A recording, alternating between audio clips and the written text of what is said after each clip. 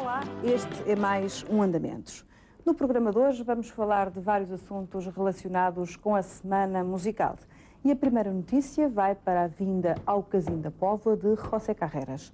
Não precisa de apresentações, não fosse ele um dos três tenores, uma das grandes operações de marketing no que diz respeito à música erudita. Curiosamente, há 5 anos, José Carreras esteve também no norte do país, desta vez para inaugurar o auditório do Europarque. Esteve com Furlaneto, Cotrubas e Anhas Balsa. Vamos recordar um desses momentos.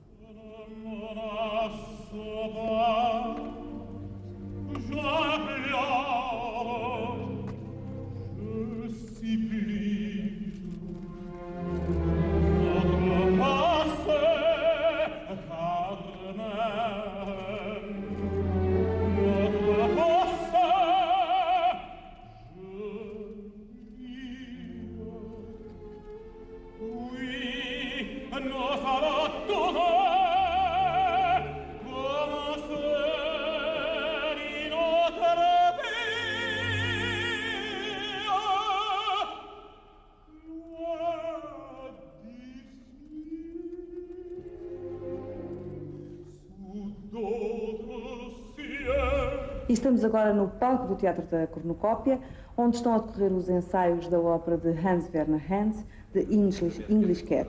Esta ópera é uma coprodução Teatro da Cornucópia, Teatro Rivoli, Teatro São Carlos e ainda Orquestra do Porto. Tem os apoios do IPAI e Porto 2001. Eu tenho comigo os dois grandes responsáveis artísticos por esta produção, Luís Miguel Sintra e João Paulo Santos, respectivamente o encenador e o maestro desta ópera. Vou começar por Luís Miguel Sintra. Esta ópera é, ao mesmo tempo, uma comédia e uma grande crítica social, que eu penso que está muito atual e que cabe em todos os países. De que maneira é que tu vais tentar transmitir isso para o público? Parte de um libreto do Edward Bond, que é um autor que já foi representado várias vezes pela Cornucópia e que é um autor particularmente cáustico, político por excelência, apostado em falar contra a desumanização da sociedade capitalista em que a gente vive. E o libreto contém isso, mas contém isso de uma forma leve, digamos, porque de facto quiseram fazer uma comédia e uma comédia que é uma fábula.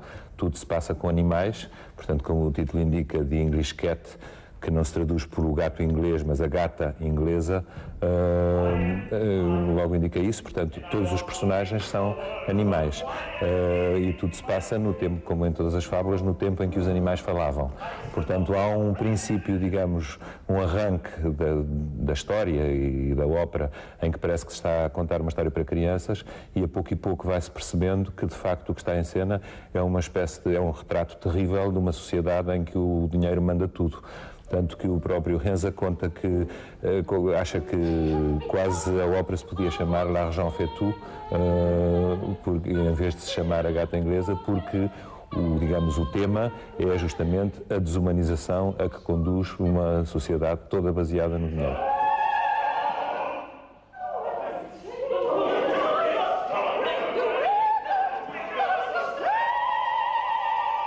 Com este ponto de partida, a cenografia, a maneira de vestir as pessoas, etc., começa por ter um aspecto quase de história infantil e a pouco as relações entre estas personagens e aquilo que a própria música traz ao libreto vai tornando cada vez mais denso e cada vez mais terrível esta fábula, que acaba com um final terrível, com a morte dos dois protagonistas.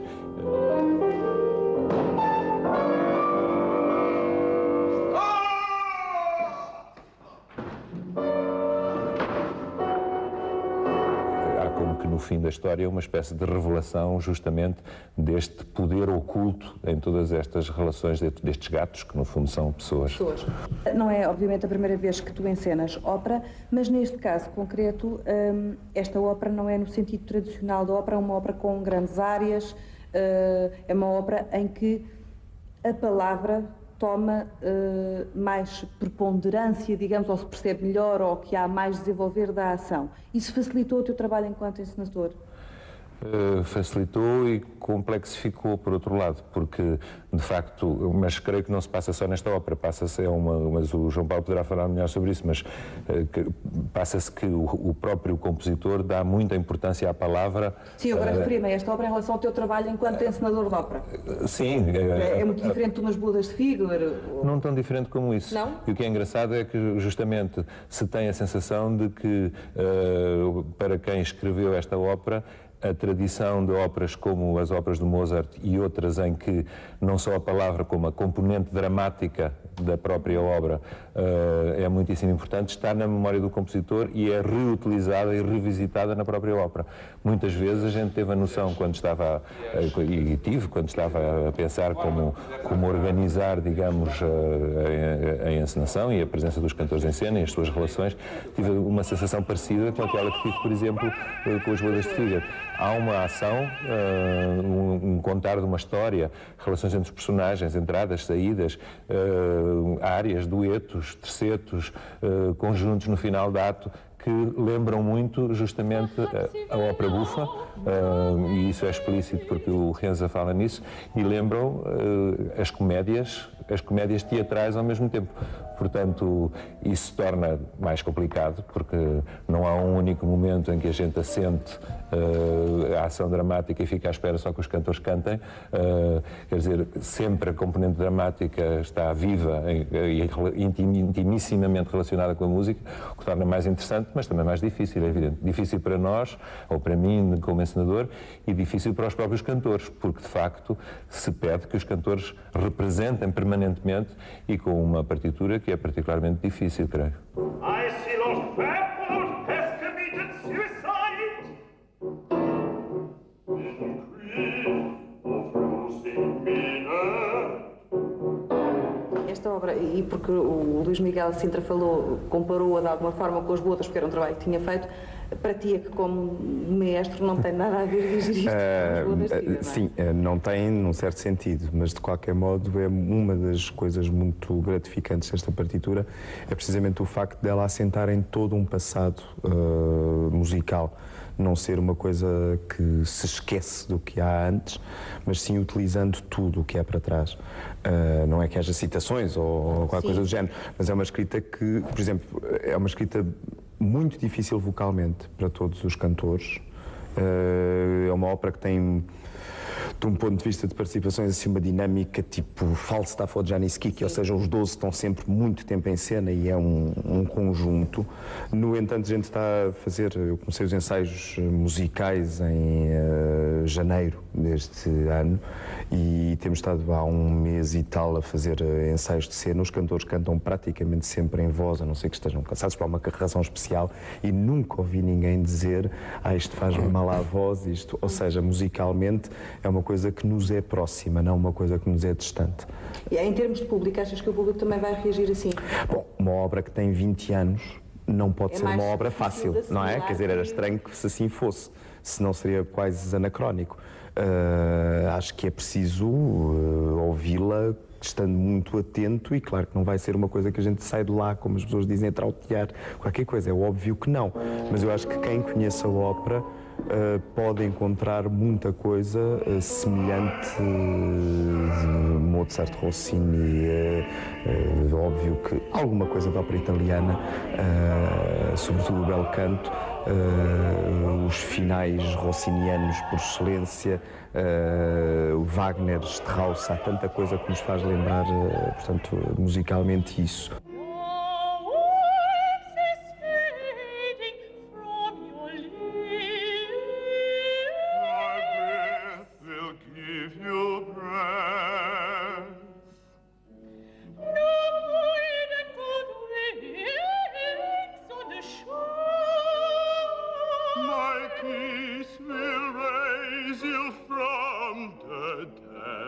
Tanto quanto eu julgo saber, tu és de alguma forma responsável por este elenco de cantores. Sim.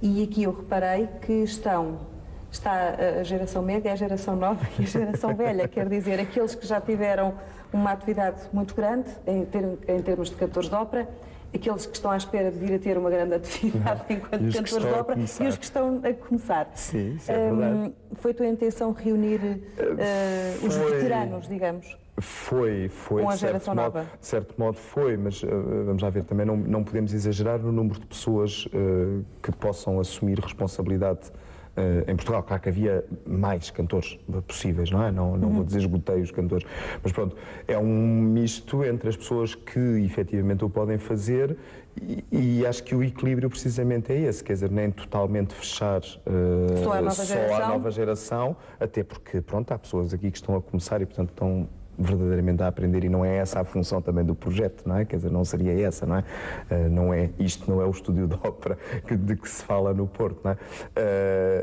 Por um lado, e por outro, há pessoas com uma experiência que essa experiência é de admirar e que são pessoas que estão abertas precisamente a este tipo de aventura, porque eu acho que isto é uma aventura de qualquer modo, e o reunir de todos eu acho que tem sido extremamente gratificante e saudável do ponto de vista de se perceber que se pode fazer as coisas. Desta geração antiga, entre aspas, de que estamos a falar, tu já trabalhaste com muitos destes cantores, portanto, e já sei que para ti sempre foi fácil trabalhar com estas pessoas, porque para além de cantores, todos eles sempre mostraram uma grande facilidade em atuar, em mostrar o seu lado de ator.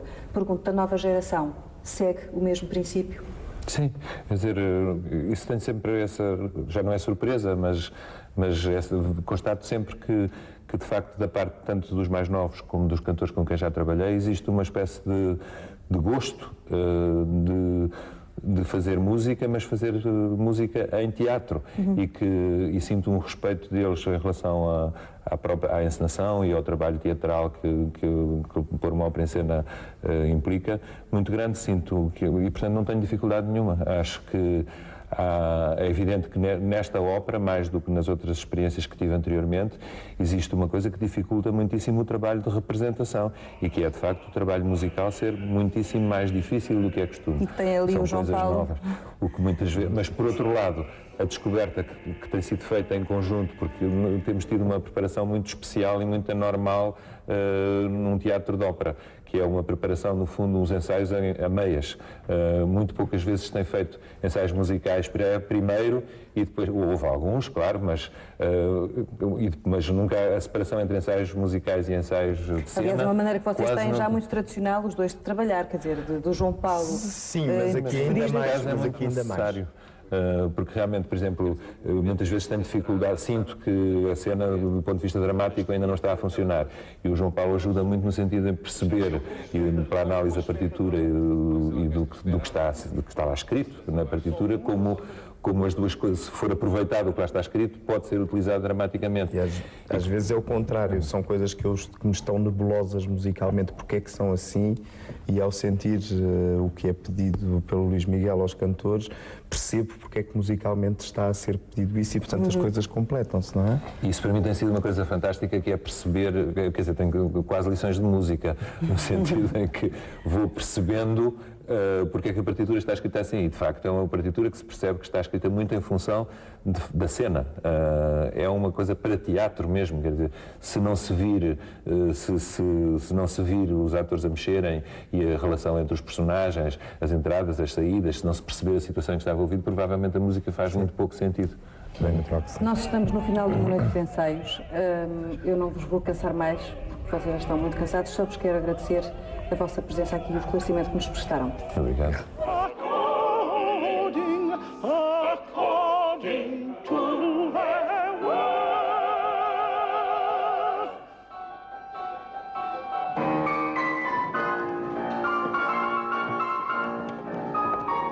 E agora já sabe, brevemente no Porto e depois em Lisboa, de English Cat. Vamos agora falar de mais um festival de música, desta vez o de Bombarral, que já está a decorrer desde o início do mês de outubro. Vamos saber quais são os objetivos deste acontecimento e, sobretudo, que mensagem ou que função cultural tem este festival para a população, sobretudo de Bombarral. E quem nos vai dizer isso é o vereador do Pelour da Cultura, Luís Duarte. Pretendemos atingir 3 objetivos principais com este nosso festival. O primeiro é facultar ao público bombarralense e da região o acesso a música de qualidade que normalmente não acontece nem está disponível. Segundo, pretendemos tornar o Bom Barral uma referência do ponto de vista cultural na nossa região. Terceiro, contribuir para que, com este festival, também se mostre, do ponto de vista arquitetónico, aquilo que temos de bom e, inclusive, do ponto de vista natural. Durante o festival, que já está a decorrer, vamos ter a oportunidade de assistir ao Decteto Português de Metais, para os quais aproveito este momento para fazer um convite ao público em geral.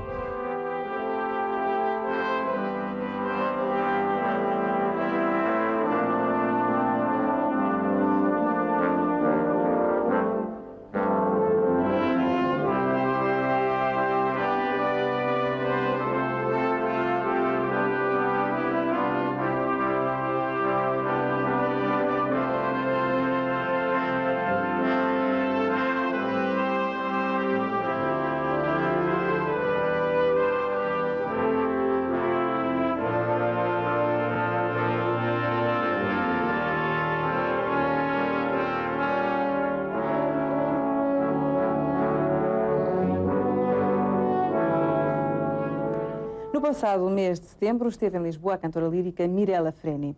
É sobre ela que hoje vou falar com o meu convidado permanente. Olá, Rui.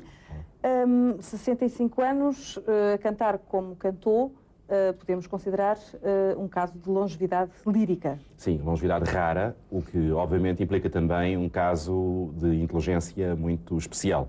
É preciso pensar que a Mirella Freni nasceu em 35 e que se estreou em 1955, portanto em pleno período do auge da Maria Callas, da Renata Tebaldi, etc.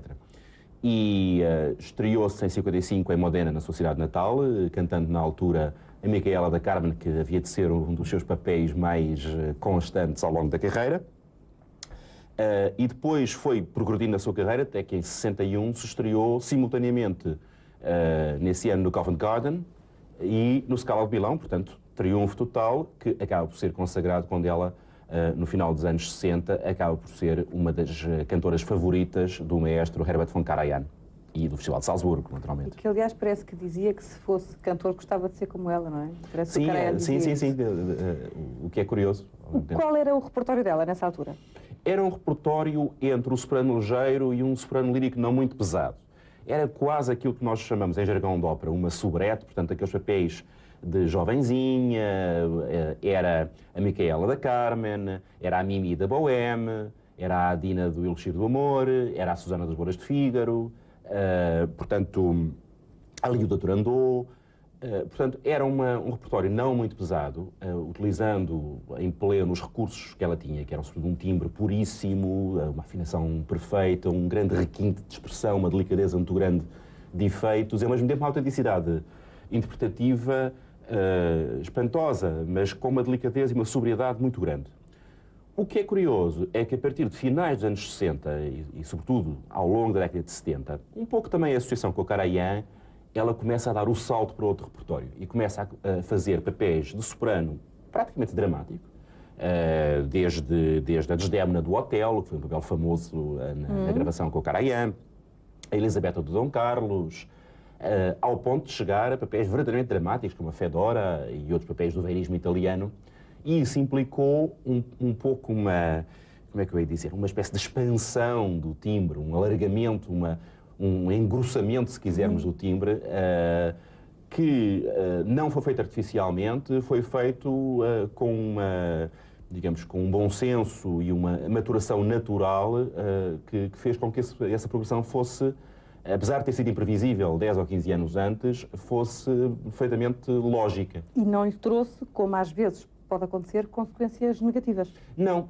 para já, porque a Freni, se há coisa que sempre teve, foi uma técnica perfeita. De resto, não se compreende que ela possa cantar em pleno, com a idade que tem, sem essa defesa, que no fundo implica... Que já não é aquilo que era antigamente, mas enfim, pois, mas ótimo justamente quando a voz, obviamente, se começa a ressentir de um certo desgaste físico, é duplamente necessário ter uma técnica de ferro, não é? E, por outro lado, a Freni sempre foi uma mulher, como eu dizia há pouco, de uma inteligência muito grande nas suas escolhas.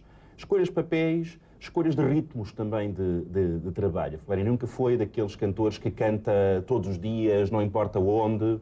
Ela escolhe os seus papéis, mas também escolhe o número de récitas e de produções em que quer estar por ano, descansa, repousa, medita, amadurece os papéis e, por conseguinte, assim se explica naturalmente que não tenha êxito, arrebentado, perfeito. apesar de ter feito e ter submetido a si própria a dizer.